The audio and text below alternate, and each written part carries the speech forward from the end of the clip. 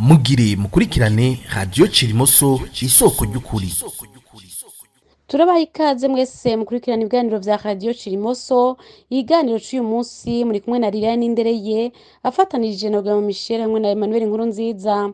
Mu kiganiro c'uyu munsi turaza kubandanya tubashigiriza igice ca kabiri ari naco ca nyuma c'ingene ihonyabwoko ryakorewe abatutsi muri Gitugutu 1993 uko ryagenze mu ntara ya Muramvya. Turaza kandi kurabira hamwe uko ihonyabwoko rihiga abatutsi mu karere k'ibiyaga binini rigeze na cane cane mu gihugu kibanye ca Republika iharanira intwaro rusangi ya Kongo. Turaja kubashikiriza kandi uko ibintu vyifashe muri wa murwi witwa ko ari wo kurondera ukuri no kunywanisha abarundi, naho bibonekeje ko ari wo gupfovya ihonyabwoko ryakorewe abatutsi ukagira ko ukeza na bene kurikora. Reka kandi twongere tubahe ikaze. Ukuri, ubutungane niyo nzira y'amahoro. Duhere muri komine Kiganda. Nk'uko icegeranyo c'abatohoje mpuzamakungu bagenywe na ONU babimenyesha, ishirahamwe Sonera ryamenyesheje hakiri kare ukugena abatutsi bo muri komine Kiganda batewe n'abahutu b'abafrodebu bo muri zone Gatabo iri mu buraruko bw'iyo komine. Hampande y'ivyo vyashikirijwe n'iryo shirahamwe riharanira agateka kazina muntu Sonera ku ruhande rumwe, be n'ivyashikirijwe n'umugambwe Sawanya Frodebu ku rundi ruhande, hari cane ivyashikirijwe n'abacikacumu bo nyene ubwabo, ari navyo umugwi w'amatohoza wa ONU washimikiyeko mu cegeranyo cabo. Ku mutumba wa Murambi, Buramatari w'intara ya Muramvya Leonce Ndarubagiye, umwe twari twababwiye mu makuru aheruka, niwe yazindukiye mu mutwenzi kuri uwo musozi wa Gatabo, amaze kurarika abahutu bo muri Frodebu, abo nabo baciye bashira mu ngiro ivyo babariwe. Baracira ibiti mu mabarabara, abandi baja no kuzana abatutsi bafashe, babategeka ko babafasha ico gikorwa co kuzibira abo hava baza kubatabara. Kandundura nubwo bubisha bwa Frodebu akaba ari uko bahavuye baruhira kubica ku munsi wa gatandatu igenekerezo rya 2023 nkuko tubisanga mu gace k'amajana 327 k'ico cegeranyo ca ONU, bakaba babatsinze ku ruzi mu Barazi. Ivyo bikaba babikoreye kandi abatutsi bafashe babakuye ku misozi ya Kivyeyi, Matyazo na Nyagisozi. Ico cegeranyo nyene kiratomora ko abari babangutse muri ubwo bwicanyi ari abari bavuye kubukora muri komine Rutegama isanzwe hano Ruwibe na Kiganda. Akamaramaza ari kakaba ari ivyo abafrodebu bo mu bwoko bw'abahutu bakoreye abatutsi ku musozi wa Kanegwa. Ico bakoze ngo babanje begeraniriza abatutsi bose ku ngoro y'umugambwe Iprona, hanyuma bafata abagabo n'abana b'abahungu bose bamanukana kubicira ku Mwonga, ariko nabo bakenyezi naho babasobanuye ni kwabaye kubarokora, babanje kubasambanya ku nguvu, mu nyuma baca barabica nk'uko tubisoma mu gace k'amajana 333 k'ico cegeranyo c'ishiramwe mpuzamakungu ONU. Radio Cirimoso isoko ry'ukuri. Vyoba vyiza tubatomoreye ko no muri ivyo vyishimikizo dukoresha mu gushikiriza ingene igihonyabwoko ryagenze, ni ukuvuga icegeranyo c'umugwi mpuzamakungu wa ONU gifise numero S agakoni gashinze 1996 agakoni gashinze 682 haba harimwo vyinshi bibuze, bimwe bikava ku ngorane abatohoji batewe n'intwaro ya Frodebu. Hari kandi n'ibindi bibuze muri ico cegeranyo ariko vyari vyaratohojwe. Kimwe twabamenyesha nuko hari bimwe no muri iyo vyari vyaranashitse mu cicaro ca ONU, ariko abatohoji bo nyene bakaba batabaye bakibishikiriza mu cegeranyo cabo ca nyuma, kandi vyari bifise ishingiro n'ivyabona. Naho ivyo biruko, kuri uyu munsi dushimye kutagira ico tuyivugako. Ukuri, ubutungane niyo nzira y'amahoro. Ico tuzagaruka ko uyu munsi nuko nk'uko abatohoje ba ONU bavyitomoreye mu gace kabo k'amajana 292 muri ico cegeranyo cabo, hari uburyo n'ubuhinga bene gukora ayo matohoza bo muri ONU bakurikije mu gutororokanya ivyagiriji no mu kumviriza ivyabona. Ubwo buhinga rero bigashika bukaba ari bwo butuma badashobora gushikiriza ivyabaye vyose. Nk'akarorero nukungene amatohoza yawo yashingiye ku makomine 3 ku makomine 11 yaragize iyo ntara ico gihe, nukuvuga imbere yuko isigarana 6 ayandi 5 yarasigaye akukira intara ya Mwaro kuva ishinzwe mu ntango ya 1999. Ukuri, ubutungane niyo nzira y'amahoro. akandi karorero mbere kajanye n'insiguro duhejeje gutanga nakajanye na komine Nyabihanga ari nayo perezida Melchior Ndada yavukamwo. Ego niko abakurikiranye kahise kavuga ko Burundi ni ukuvuga kuva iho nyabwoko ry'abatutsi ryo 1993 ritanguriye, barumvise kandi baranakenguruka ukungene umuhisi Pio Ndadaye abaye se wa perezida Melchior Ndadaye yahagurutse agahanura abahuta hambije kugira ngo ntibakora amaraso, kuko naho nyene abafrodebu bari bahagurutse ngo bahonye abatutsi naho ivyo vyegeranyo ataco bivugako. Ariko naho biruko Radio Cirimoso yararonse intahe y'abacitse ku icumu babiri baba muri iyo komine ya Nyabihanga muri kurya kwezi kwa Gitugutu 1993. Umwe akaba yari umwigisha yakora muri iyo komine, uwundi akaba yari imvukira ya komine, akaba yari umunyeshure wa kaminuza yari mu karuhuko iwabo muri ico gihe. Abo bacika cumu bose baratumenyesheje ko abahutu bo muri Frodebu baje kubarondera, bakaba baje ari igitero c'abantu benshi. Bamaze kubafata babanza kubicarika hasi, hanyuma bakura ibirato, ariko bimwe vy'uko Imana itarakura ko amaboko nyene, mu gihe abo bariko baraharira bavuga yuko babarindiriza kugira ngo bazane abandi bashoboye kubicira hamwe, abo bacika cumu babiri barashoboye kwirukanga babaca mu myanya y'intoki, barashobora kuva mu vyara vy'ivyo bimwenyi, maze ba bandi nabo babaja inyuma babatera amacumu n'ibimito, ariko Imana irakinga barashobora guhunga gushika bashika Imwaro, aho basanze izindi mpunzi zigwiriyemwo cane urwaruka rwari ruhejeje kurokoka muri lycée Kibimba, aho amajana n'amajana y'abandi batutsi batuririwe kw'ibubu. Radio Cirimoso isoko ry'ukuri. Imbere yo gusozera ivy'ukunyabwoko ryakorewe abatutsi muri province ya Muramvya muri Gitugutu 1993 yagenze, reka twumvirize Alexis Mbogo. Hari ibintu atawogenda atibajije canke ngo agenda atabajije abadukurikira. Ubwa mbere nk'uko tubisoma mu gace k'amajana 380 ka cacegeranyo c'ishiramwe mpuzamakungu ONU co muri Myandagaro 1996 gifise inomero S akarongo gakitse 1996 akarongo gakitse 642. Umurwi w'amatohoza wa ONU uramenyesha ko abacitse ku icumu bo muri Rutegama ya komine twababwira mu kiganiro cacu giheruka batanze amazina menshi y'abahutu bo muri Frodebu bakoze ubwo bwicanyi. Igitangaje tugereza kumenyesha akaba ari uko bene kuregwa ngo bigize nk'abo atacu bigeze babona. Mu Gifaransa handitse ngo la commission a entendu plusieurs Hutus nommés par des témoins Tutsis comme ayant pris part au massacre des Tutsis, mais les témoins Hutus de la colline évitaient de parler de ce qui s'était passé. Ils prétendent n'avoir rien vu ou s'être enfui le premier jour.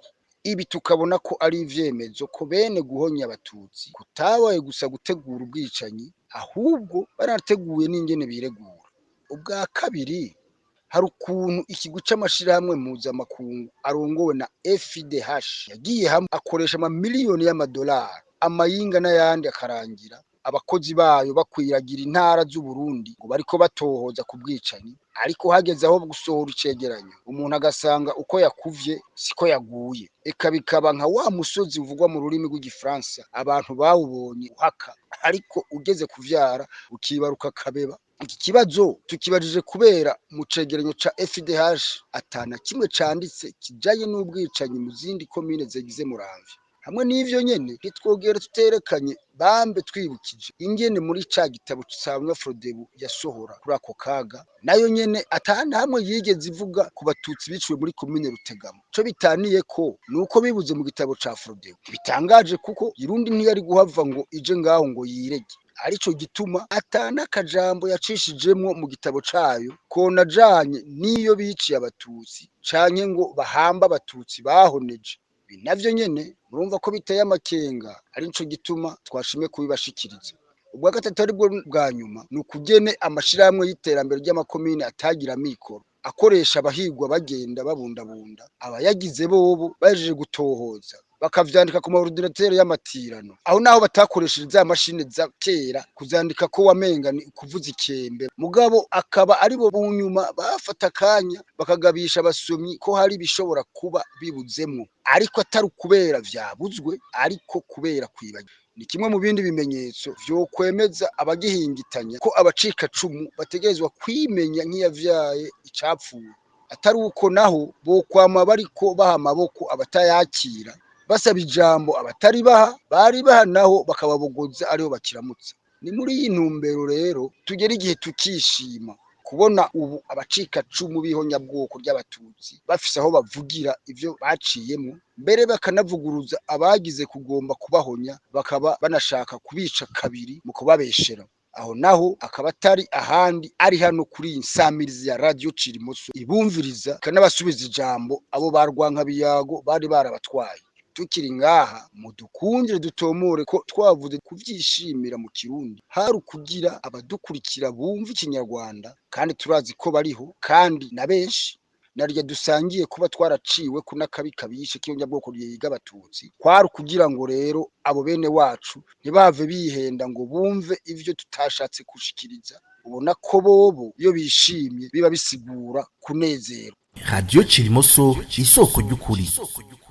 Kuri iyi nkuru ya wa mugwi witwa ko kurondera ukuri no kunywanisha abarundi CVR reka twumvirize Emmanuel Nkurunziza. Abakurikiranira hafi yuko vy'uwo mugwi witwa ko kurondera ukuri no kunywanisha abarundi barabonye ico kimwe n'abatohoje ba Radio Cirimoso yuko CVR iratogeje amayinga n'amayinga ataciriko irakora uretse amanama yerekeye abakozi ba CVR aheruka kubera mu gisagara ca Gitega. Si kubera ariko ibikorwa vyarangiye ni kubera ibiriko biraba kwa bene kubararika kuko nkuko mumaze kuvyibonera iyo CVR yitwa kwitohoje gushikiriza no gusigura ibyo yitwa kiba yatoye vyama bisaba yuko bikorwa bibangabanganye n'ibiriko biraba mu gihugu aho bigafashwa n'umugambwe uri ku butegetsi bitabereye. Muri iki kiringo rero havugwa ibombora hagati mu mugambwe utwara birumvikana ko bongereramwo ibindi binyoma bisaba imfashanyo mu buryo bwo gutanga isiguro nkuko bimenyerewe ko bari kongereza ikibi mu kindi nk'ubonona mu ruzi guzuye. Ariko naho biruko nta kibuza yuko ku ruhande rwa Radio Cirimoso twabandanije ibikorwa twiyemeje byo gushinga ijisho kugenzura no guhinyuza ibinyoma bishikirizwa n'uwo murwi uhemberwa gusibanganya akahise kihonyabwoko rihiga abatutsi. Twarabandanije isesengura ryacu tugira ko mbere turatora ibindi bimenyetso byerekana ukugene CVR ishingiye ku bubeshi. Akaba ari nabyo twagomba kubashikiriza uno munsi kugira ngo ye kubandanya muri iyo nzira yayo yo kwita bicanye intungane zihigwa nazo ikazagiriza ko ari bo bicanye. Ukuri ubutungane niyo nzira y'amahoro. Inkuru wo mugwi rero uvuga ko watohoje kwigenekezo rya 31 gitugutu mu mwaka wa 2023 mugabo ukaja kuyandika ku rubuga rwawo kuwa gatandatu munyonyo mu mwaka wa 2023 CVR yemeza ko ari biziga bitandatu yazuye mu murima w'umunyoro wa Muramvya ngo akaba ari iby'abahutu ngo bishwe muco yitayo data wanje ngo niho nyabwoko ry'abahutu ryo 72. Reka twihoze mugabo tutemeye na gatoya iyo nyito izwi ikemezwa na CVR na leta yitumye gusa duhagare ku mwidondoro wa bene kuzurwa ibiziga hamwe rero n'ubuhinga bwa bwarakoreshejwe kugira ngo berekane ko ari ibiziga byahambwe koko 72. Ukuri ubutungane niyo nzira y'amahoro. Kubijanye n'ubuhinga bwa bwarakoreshejwe na CVR kugira ngo berekane ko ivyo biziga byatowe ari iby'abahutu bishwe koko 72 uwo baziga ko ari kiyava kiva kuri CVR iyo bararya ivyo yahorako. Mbeko mbona hari ibinyamakuru bitari bike byamenyesheje yuko kwigenekezo rya 15 munyonyo 2017 hari ibiziga byatowe bigatogwa hafi y'ibohero rya Muramvya. Ni giki cemeza ko ivyo biziga bazukuruye atari iby'abo bantu bishwe ico gihe mu mwaka wa 2017 ko babishwe niyo ntwaro nyene yabahaye ico kiraka cyo gufuvya ukuri gitoka baye vyibonekeza kandi bisanzwe bizwi ko isanzwe bigenza gutyo. Kubinyegeza igaca ivyiteye ko ari byo 72 birumvikana ko yo bironkamwo inyungu ziri kubiri.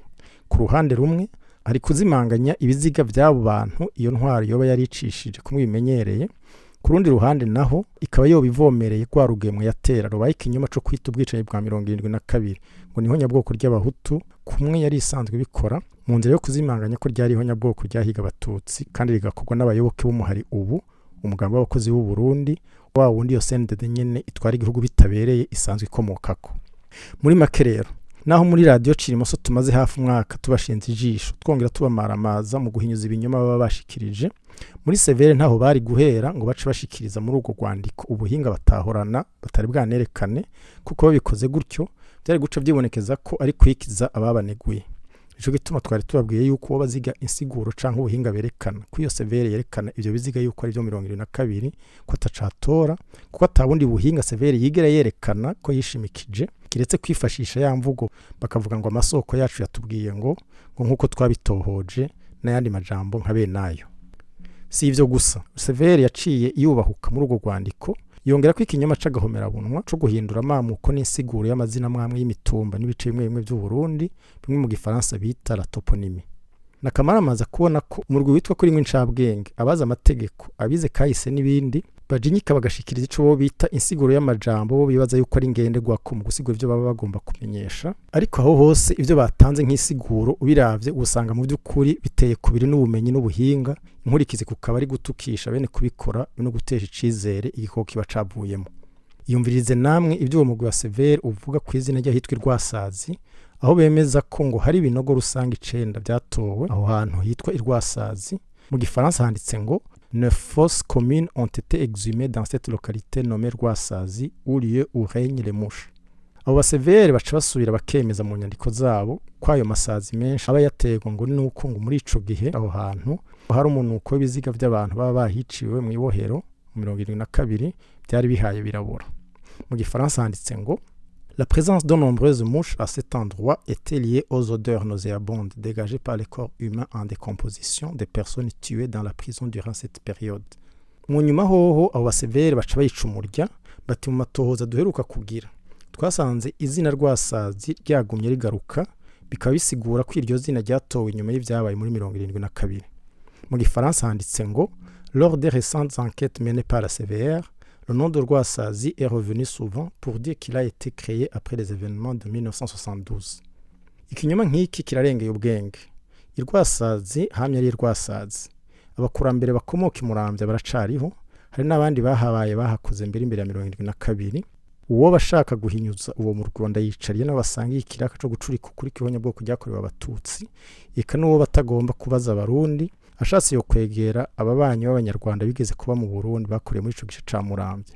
Ari utagomba kubaza wo mu karere nawe ashatse yibaza n'abakoroni babaye mu Burundi igihugu cacu kitarasubira kuronka intayo yo kwikukira nawe nyene boye mubwira abo bakiriho gutyo uwo ari wese yumva ishingiro ry'ico kinyoma c'akajoreza gisobwa n'abitwa ko bahemberwa kurondera ukuri. Ukuri ubutungane niyo nzira y'amahoro.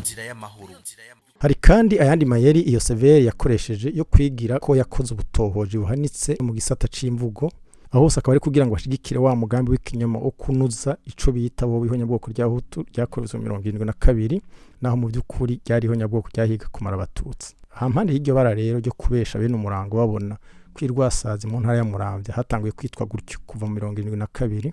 Muri urwo rwandiko nyene bashize ku rubuga ngurukana ubumenyi bw'uwo murwi abasevere ntibagarukirijaho baratanze n'izindi siguro zicuramye kubijanye n'ivyo bita ngo imiduga ya gisirikare. Severe ivuga ko ngo hari imiduga yakoreshejwe mu ihonya bwoko ryo 72 mu gutwara bishwe bafatiye mu makomene ya Bugarama Bukeye n'ahandi ngo babapakiye mu makamyo ya gisirikare bamwe bita Ngeringeri Rubaho na Fakurira. Mu gifaransa handitse ngo les victimes arrêtées dans les communes de Bugarama Bukeye et ailleurs étaient ensuite chargées dans les camions militaires baptisés par certains Ngeringeri Rubaho et Fakurira. Reka dushoke twibutsa ko izo modoka za Ngeringeri na Rubaho zitaje zizananywe na 72. Umwanya batarabisivya navyo twomenyesha abatabizi ko iryo zina rya Rubaho ryoryo ryaje riva kuri kijya gisanduku kigize imiduga y'amakamyo carrosserie mu gifaransa kubera gikozwe mu mbaho. Iri hambaye ariko muri ayo mazina batanze abasevere akaba iryo ryapfa kurira kubera uwo mugwi usigaye ushikiriza ibinyoma gusa wigeze kubikoresha ukaba rigeze kwandika mu cegeranyo cayo ngo ayo makamyo yiswe Fakurira ngo yiswe gutyo kubera ngo abayurizwa bagiye kwicwa n'intwaro yari ihari data wanje ngo bababwira ngo we Fakurira. Ivyo byapfa kurira tubisanga ku rupapuro rwa 42 gucegeranyo ca Severe yasohoye mu kwezi kwa Kigarama mu mwaka wa 2020 ikaba yarongera bisubiramo ku rupapuro rwa 6 gucegeranyo yashikirije muri Kigarama mu mwaka wa 2021. Ukuri rero kujanye n'iryo zina rya Fakurira nuko mu mashira hamwe yo kubaka bakoresha abakozi benshi hari aho bategekanya amakamyo yo kubunguruza ahasigaye bakaba bayise Fakurira kubera bayagendamwo atamafaranga basabwe ikaba Fakurira nyene. uwogira ibihari canke agomba gutohoza azobaze nk'abakoze muri Direction Générale des Routes canke abakoze mu gisirikare batari abasirikare bamwe bita aba TCM canke Travailleurs Civils Militarisés canke naho babaze abakoranye n'abashinwa mu bikorwa rusangi bakoreye Burundi bitanye nk'abubatse ibarabara riva i Bujumbura rija kuri Source du Nil n'ahandi. ukuri ubutungane niyo nzira y'amahoro. Twizeye yuko iri sesanguro n'insiguro bijanye rizofasha kumurikira abadukurikira badashoka babona ibinyoma binyegeje ku rwenge mu bikorwa vya severe canke abavyishura ko harimwo amahinyu ariko ntibashobore kumenya iyo vyazananye haba kubera bakiri bato canke ibindi bituma bitabavuyeko. Mu kurangiza uyu mwihwezo twagomba twibutse ibintu bitatu bijanye n'iyo severe bizira kwibagirwa. Ubwa mbere, severe ihari yagenywe n'abatari bo kuko yashinzwe na leta irongowe n'abakozeho nyabwoko ry'abatutsi. Ubwa kabiri, severe ihari ikora kutariko kuko haba na bene kuyumvikana ko haba mu kujaho ntibyakurikije ibyo bari bavuganye kuko uwo mugwi wari ushinzwe uziga kuzoba ufise igisata c'ubutungane. Bitaye ko aho muri gushingwa wari ukora kutariko kuko ntiwigeze werekana ubuhinga n'ubumenyi uzokurikiza, akaba byo bituma mu gifaransa tuvuga ko ifise methodologie inappropriée et lacunaire. Ubwa gatatu, ivyegeranyo byose rero iyo severe izoshikiriza ntibishobora kwemerwa bitabanje gusubirwamo n'abatohoje bigenga by'ukuri, ni ukuvuga bataba bagenywe n'intwaro irongowe n'abakoze ubwo bwicanyi bw'ihonyabwoko. Iyo severe nyene iba yitungira itohoza. Radio Chirimoso isoko ry'ukuri. Reka ikiganiro c'uyu munsi tugisozerere ku biraba inyigisho z'ihonyabwoko muri RDC. Tubanza kurinda kwibutsanya uko intambara yadutse hagati y'igisirikare ca Congo be n'umugwi wa M23. Uyu murwi ukaba ugizwe n'abanyekongo bahagurutse bagahakana ko umugwi w'abavukagihugu ari bo b'abatutsi b'abanyamurenge babica bakabangaza ndetse bakabanyaga utwabo atakindi bazira atari uko ari abatutsi. Twibutse kandi ko mu moko amajana n'amajana ari muri ico gihugu ca Congo atari ubwo bwoko bwonyene bw'abanyamurenge dusanga bwibonekeza. Hariho n'ayandi moko menshi usanga aboneka mu bindi bihugu bihana imbibe na Congo. Akarorero akaba ari ubwoko bw'abakongo nyene bakwiragiye ku mbibe Congo ihana na Angola ku ruhande rumwe hamwe na Congo Brazzaville ku rundi ruhande. Hari kandi n'abaruba dusanga muri Congo no muri Zambia, aba akoma baboneka ku mpande zose z'urubibe ruri hagati ya Centrafrique na Congo. Umuntu agaca atahura ko ataho vyategerezwa gutanira n'abatutsi canke abahutu usanga ku mpande zose z'imbibe Congo ihana n'u Burundi canke n'u Rwanda. Dusubire twibutse mbere ko naho abanyagihugu ba Congo bo muri ako karere barimwo abahutu n'abatutsi, abakurikira inyigisho z'ihonyabwoko bobo bahisemwo kubonamwo ko ari abatutsi gusa kugira ngo bashimangire aho bageza mu kwemeza amacakubiri ndetse bakanarenza ko ari abanilotike. Ico umugwi M23 utaniyeko n'ubuhonjonjo bw'imigwi yitwaje ibigwanisho bunyagara muri ako karere nuko aho bwobwo buba buharanira kugenzura ibice vy'imbwamwo amabuye y'agaciro avugwa ko yiraye muri ico gihugu, M23 yo yafashe ibigwanisho kugira ngo ishobore gukingira abanyagihugu bama bazira ubwoko bwabo. Ngaho rero aho guhera kugira ngo umuntu atahure ahabo bahizi aribo biyita intara z'isarambwe bakura inguvu zituma bashobora guhangana n'igisirikare ca leta bakacinziza no mu mwonga kandi gishigikiwe n'ibindi bihugu bitari bike, bimwe muri vyo akaba ari bimwe vyamye birota guhonya abatutsi, ubu naho hakaba hagiyemwo no kugenzwa n'inda. Tukiri muri aya makuru y'ibihugu bifise ingabo muri Congo, twibutse ko hampande y'u Burundi twigeze kubabwira ko barungitseyo abasirikare n'imbonerakure ngo bakorane n'igisirikare ca Congo mu gutoteza no guhonya umututsi. Hampande y'iyo mirwi ibiri ihuzwa n'ubwo bufatanyacaha mbaye umunyarwanda, hari kandi n'ingabo za ONU zisanzwe zimazeho imyaka 20 zozo zikaba zitabuza abakora ihonyabwoko kumwe twavyiboneye mu Rwanda mu 1994. Hari kandi n'inteko z'ishirahamwe SADC zigwiriyemwo abatanzania n'abanyafrika y'epfo. Iyi migwi ibiri yitwa ko ataruhande yegamiye, ikaba itanye n'iz'u Burundi kuko zozo zarungitswe n'intwaro atakindi kiraje ishinga atari kurangura umugambi ugayitse nawe akaba ari uwo kurandurana n'imizi izina mututsi. naha rero umuntu yohera mu gutahura ukungene abanyagihugu bo muri Kongo bahavuye bimenya kuko igihe bamaze bicwa atacamira caberetse ko induru y'urukwavu itabuza ishamba gusha nk'uko umugani w'ikinyarwanda ubivuga. ukuri ubutungane niyo nzira y'amahoro. aho urongoye Kongo Felix Tshisekedi yubahutse akavuga ko abo banyagihugu biwe ari abanirotike ko bazobasubiza iwabo, na leta zunze ubumwe za Amerika zarahevye ejo bundi mu kwezi kwa mbere ku mwaka wa 2024 zirasohora itangazo zimenyesha ko zitewe umutima uhagaze n'imvugo zizizira ubwoko, zica zisaba leta ya Kongo iharanira intwaro rusangi ko yohagarika ubucuti ifitaniye n'umugwi FDLR usanzwe uzi ko uhiga kurandurana n'imizi Mututsi. Leta zunze ubumwe zica zigira ko zinamusaba umukuru w'igihugu ko mbere yo bavanurana n'uwo murwi, ariko gushika n'ubu akaba atacu barashikiriza abo muri Kongo muri iyo ntumbero yo kuvana nabo bicaye. Mu gusozera abo bifatanije na Tshisekedi babaye leta ya CNDD irongoye Burundi bitabereye bahavuye bisandaganya ku Rwanda kugarura ubiwa duhana n'igihugu c'u Rwanda atagituma, bwaca kabiri bagakokeza urwaruko rw'abanyarwanda rugararize mbere runatembagaza uburongozi bw'igihugu cabo.